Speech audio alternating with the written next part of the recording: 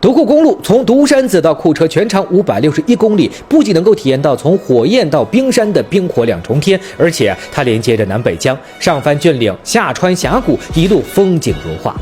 这条路呢，有1/3是悬崖绝壁，1/5的地段呢是处于高山涌动层，跨越了天山近10条主要河流，翻越4个终年积雪的打板，驾驶难度可想而知。自驾这里呀，都需要注意什么呢？一、出发之前一定要给车加满油。沿途呢有6个加油站，分别是独山子区、乔尔玛、那拉提草原、巴音布鲁克草原、科台克利克、库车市啊。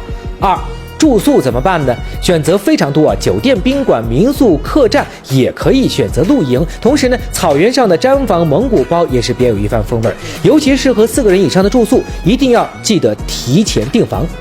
3呢，沿途风景有哪些呢？独山子大峡谷、乔尔玛烈士陵园、唐布拉草原、那拉提草原、巴音布鲁克草原、天山神秘大峡谷、大小龙池等等，一路都是风景。4、车型需求是什么呢？7座及以下轿车、房车、轿车、拖挂车啊。5呢，这新疆温差比较大，即便是在夏季呢，也要记得带防寒的衣物。6、路遇堵车，请一定要耐心等待，依次排队啊。去年呢，就因为如此，独库变成了堵库，所以千万不要随意的插队。7、道路陡坡急弯较多啊，切记一定不要超速或者是逆行。下山的时候呢，不要空荡滑行。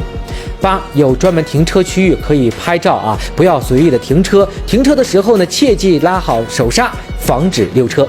9、特别重要，请一定要记得带垃圾袋啊，准备几个垃圾袋，把垃圾带走。这么美的风景，您怎么忍心留下一片垃圾呢？